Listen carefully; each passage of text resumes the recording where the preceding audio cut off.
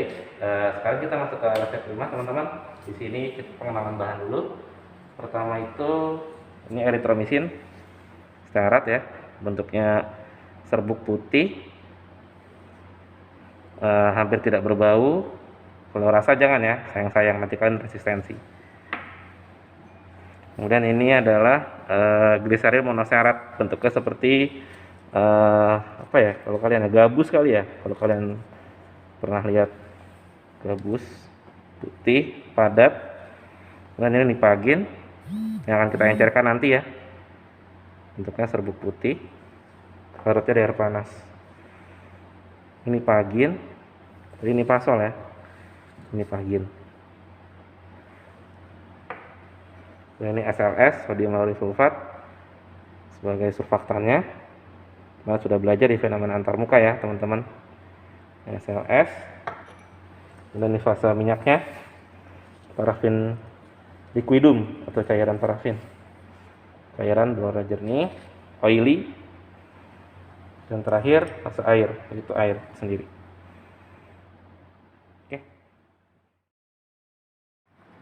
Oke, kita sekarang melakukan pengenceran bertingkat. Tadi sudah belajar tentang pengenceran single ya, pengenceran tunggal. Sekarang kita pengenceran bertingkat gitu, karena ketika kita encerin sekali ternyata belum sesuai gitu dengan yang kita mau gitu.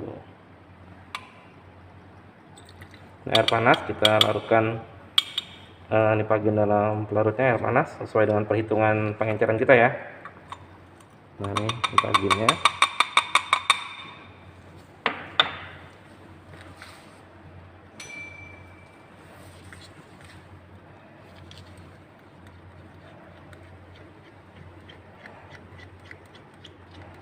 Dipastikan tidak ada yang tertinggal.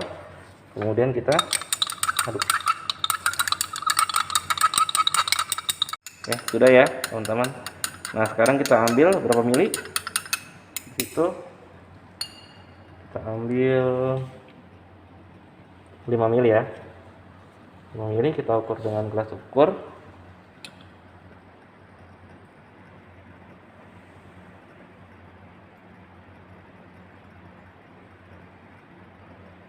Oke. Tepat ya. Dan 5 mili ini kemudian kita larutkan dengan menggunakan air sebanyak 10 mili. Terlihat merepotkan ya, tapi memang begitulah farmasi, harus tepat konsentrasinya.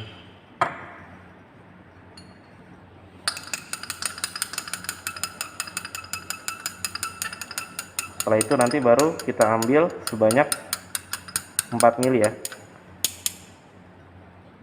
untuk sediaan kita. Oke, kita ambil 4 mili.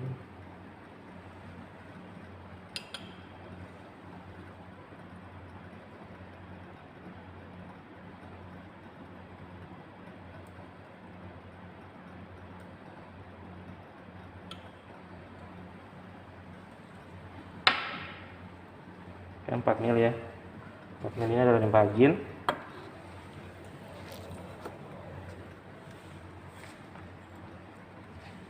Baik teman-teman, berikutnya kita akan melakukan seperti yang tadi ya, fase minyak dan fase minyak, fase air dan fase air. Nah, di sini fase minyaknya adalah gliseril monoserat yang bentuknya seperti ini ya, padatan seperti apa sih? Bukan busa ya, pasti styrofoam ya. Kita masukkan parafin liquidum. Kita jadikan satu fase, itu fase cair.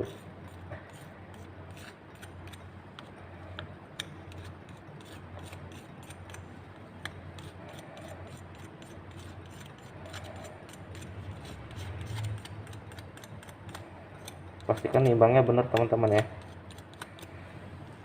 Oke, setelah itu kita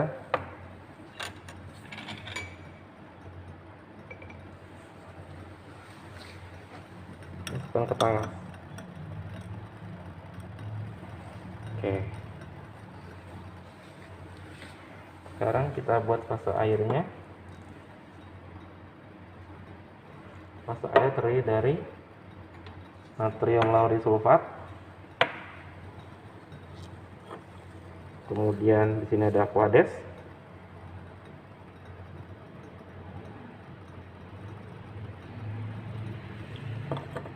kemudian ini hasil pengenceran tadi ya, pengenceran Nipagin sama Nipasol. Dan dari transmisinya gimana Pak? Transmisinya nanti setelah basis krimnya sudah jadi. Kemudian ini kita aduk dulu.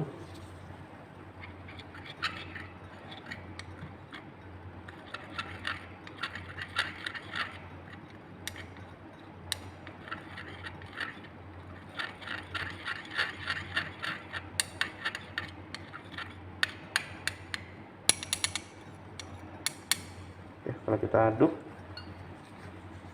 kita tangas.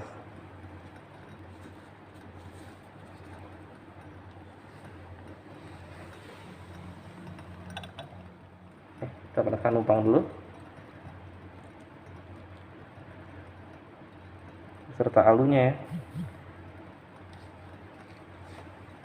Kita tunggu dulu sampai semuanya jadi satu fase, sampai ininya melebur, fase minyak melebur, kemudian fase airnya juga cukup suhunya 60-70 derajat Celcius.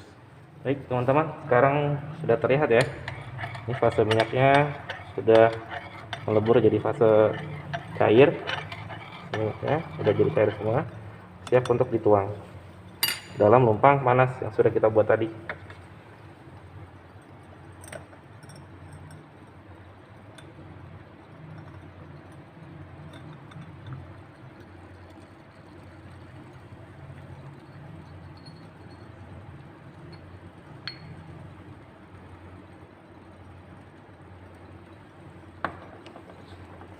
Dan baru fase airnya,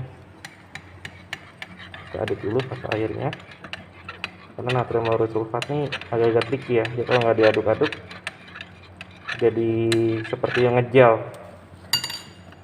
ya.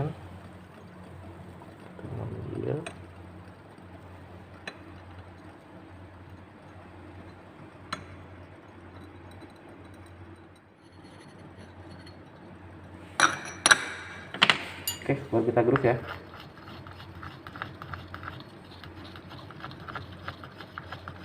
Hati-hati ya, terus senantiasa turun tangan kalau di lab. Konstan, cepat, dan satu arah. Kalian mau satu arah, mau searah jarum jam boleh, mau berlawanan arah boleh, tapi harus konstan dan harus konsisten, kita tidak akan jadi.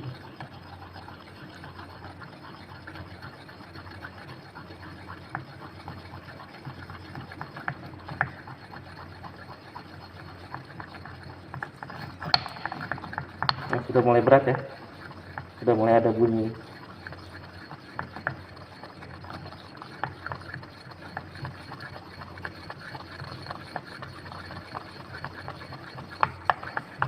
Kalau dia sudah terlapisi dengan baik, fase minyaknya dengan fase air, maka akan timbul globu-globu yang bagus.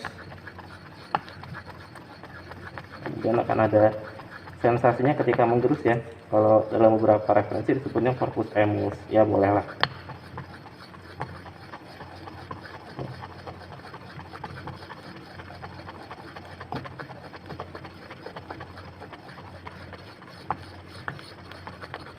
Oke, sudah mulai berat dan sudah mulai putih ya, berarti pembuatannya sudah berhasil, basisnya sudah mulai jadi.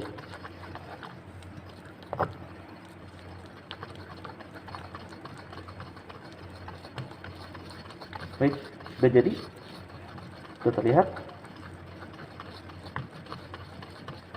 Kita memastikan lagi sekali lagi. Oke, sudah.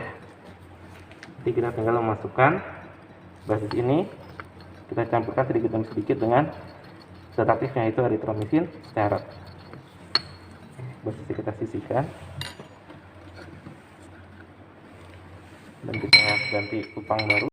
Oke, dari basis yang sudah kita dapatkan tadi, sekarang kita pindahkan sedikit ke lumpang yang baru untuk pencampurnya ya. Jadi kita lapisi dulu lumpangnya, itu karena biasanya lumpang itu ada pori-pori ya, kita sudah belajar. Oke, seperti itu kita lapisi dan kita masukkan zat aktif kita, yaitu erythromycin stearat.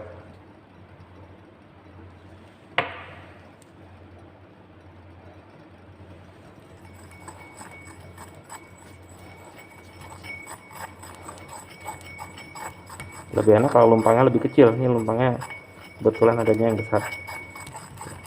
Nanti teman-teman workshop atau mungkin ada praktikum offline bisa mencoba dengan lumpang yang lebih kecil, lebih mudah. Oke, setelah homogen, yuk kita masukkan sisa dari dosisnya.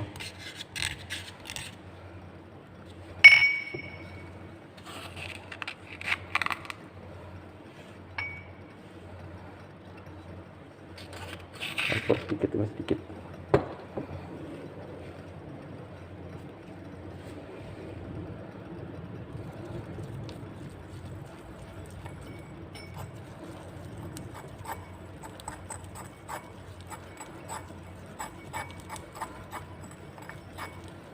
Dipastikan homogen, tidak ada gumpalan-gumpalan yang terjadi ya teman-teman ya.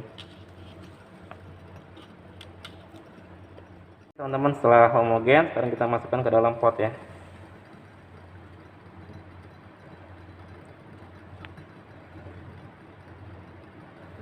Sudah agak mengeras ya,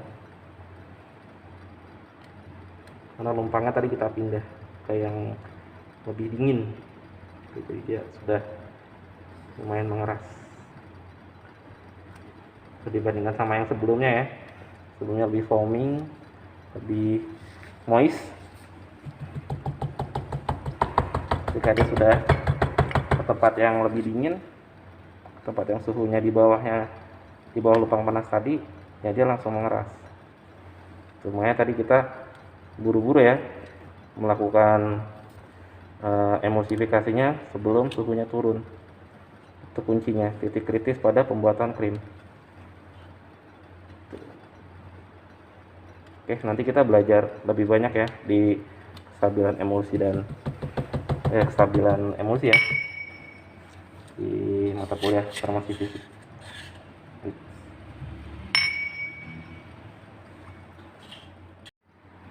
Oke, setelah kita isi semua, jangan lupa nanti ditutup.